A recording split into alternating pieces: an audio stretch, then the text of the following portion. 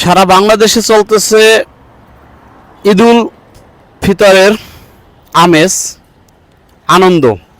একটা পুরুষ মানুষের সেই ঈদের আনন্দটাকে একটা ভিন্ন মাত্রায় নিয়ে যেতে পারে একটা বাইক।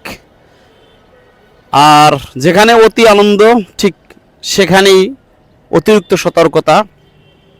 এই ঈদের অতি আনন্দের মাঝে আপনার শখের বাইকটা কাঁচা কোনো হাতে দেওয়া থেকে বিরত থাকুন, অথবা আপনি নিজে অসচেতন হয়ে বাইক চালানো থেকে বিরত থাকেন।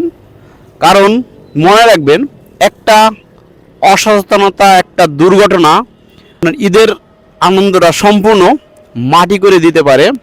সবার ঈদ সুন্দরভাবে কাটুক, ভালো থাকবেন, সুস্থ থাকবেন।